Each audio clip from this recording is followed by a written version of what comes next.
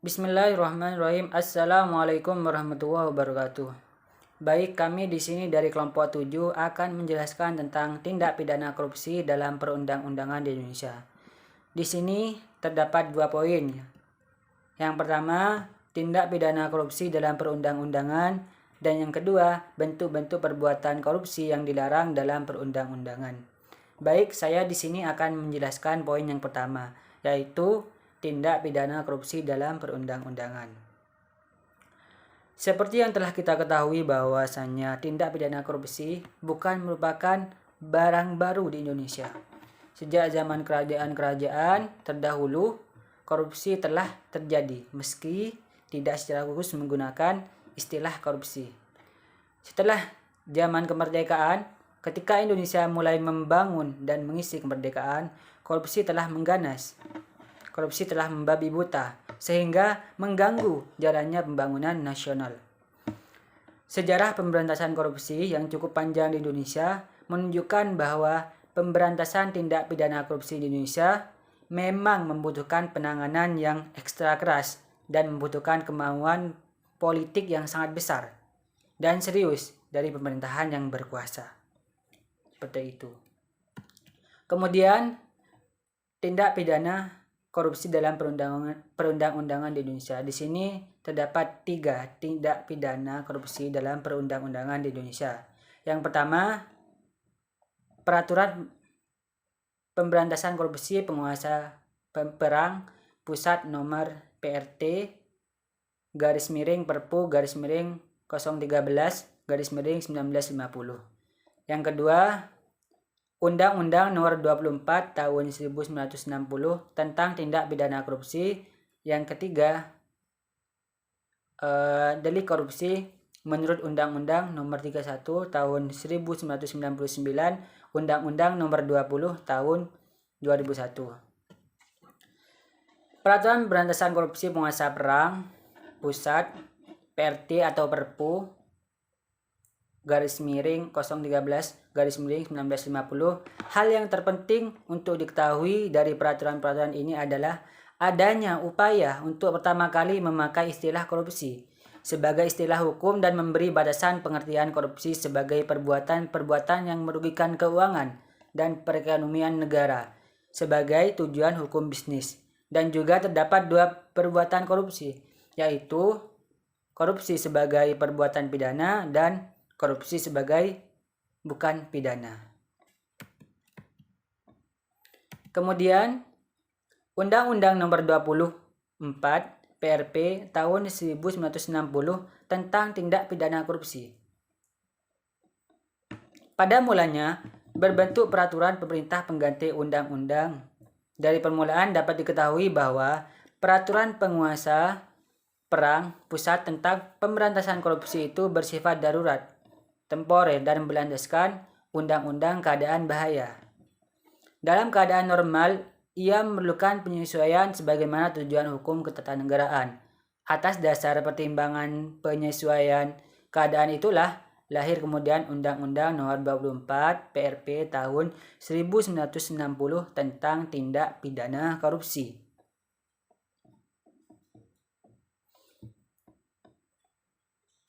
Namun demikian, undang-undang ini ternyata dianggap terlalu ringan dan menguntungkan tertuduh, mengingatkan pembuktiannya lebih sulit sebagaimana jenis tindak pidana korupsi.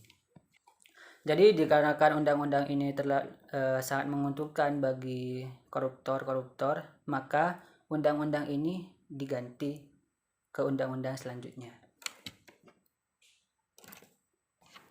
Kemudian undang-undang yang selanjutnya yaitu delik korupsi menurut Undang-Undang Nomor 31 Tahun 1999, Undang-Undang Nomor 20 Tahun 2001. Dalam undang-undang ini dilakukan berdasarkan perumusan delik sebagaimana dijelaskan pada bagian terdahulu, yaitu delik korupsi yang dirumuskan oleh pembuat undang-undang dan delik korupsi yang ditarik dari KUHP, baik secara langsung maupun tidak secara langsung, seperti juga jenis pelanggaran pemilu. Namun, tidak semua delik korupsi di dalam undang-undang yang akan dijelaskan di sini, tetapi beberapa perbuatan korupsi yang utama dan umum saja, termasuk mengenai gratifikasi yang belum layak dipahami oleh masyarakat. Adapun delik-delik korupsi yang diatur dalam undang-undang terdapat pada pasal 2, pasal 3, pasal 13 dan pasal 15 pada Undang-Undang Dasar. Jadi kesimpulannya dari ketiga undang-undang tersebut yaitu undang-undang pertama tidak cocok, akhirnya diganti pada undang-undang yang kedua, kemudian diganti lagi ke undang-undang yang nomor 3. Ini cuma sebatas 3 undang-undang yang mengatur tentang tindak pidana korupsi. Untuk lebih jelasnya akan dijelaskan oleh saudari Ilma. Terima kasih, sekian dari saya. Assalamualaikum warahmatullahi wabarakatuh. Bismillahirrahmanirrahim. Assalamualaikum warahmatullahi wabarakatuh. Saya Zidni Ilma Malia akan melanjutkan presentasi yang kedua, yaitu tentang bentuk-bentuk perbuatan korupsi yang dilarang dalam perundang-undangan. Jadi, definisi korupsi, bentuk-bentuk dan unsur-unsurnya serta ancaman hukumannya secara gamblang telah dijelaskan dalam 13 buah pasal dalam Undang-Undang Nomor 31 Tahun 1999 dan Undang-Undang Nomor 20 Tahun 2001 tentang pemberantasan tindak pidana korupsi. Berdasarkan pasal-pasal tersebut, korupsi dirumuskan ke dalam 30 bentuk atau jenis tindak pidana korupsi. Pasal-pasal tersebut menerangkan secara terperinci mengenai perbuatan-perbuatan yang bisa dikenakan pidana penjara karena korupsi. 30 bentuk tindak pidana korupsi tersebar dalam 13 pasal. Ke-30 bentuk tindak pidana korupsi tersebut diatur dalam pasal 2, pasal 3, pasal 5 ayat 1 huruf A, pasal 5 ayat 1 huruf B, pasal 5 ayat 2, pasal 6 ayat 1 huruf A, pasal 6 ayat 1 huruf B, pasal 6 ayat 2, pasal 7 ayat 1 huruf A, pasal 7 ayat 1 dan seterusnya sampai pasal 13. Ke-30 bentuk tindak pidana korupsi tersebut pada dasarnya dapat diklasifikasikan menjadi 7 jenis, yaitu yang pertama, korupsi terkait keuangan negara atau perekonomian negara diatur dalam pasal 2 dan pasal 3. Yang kedua, korupsi terkait suap menyuap diatur dalam pasal 5 ayat 1 huruf A, pasal 5 ayat 1 huruf B, pasal 13, pasal 5 ayat 2, pasal 12 huruf A, pasal 12 huruf B, pasal 11, pasal 6 ayat 1 huruf A, pasal 6 ayat 1 huruf B, pasal 6 ayat 2, pasal 12 huruf C, dan pasal 12 huruf D.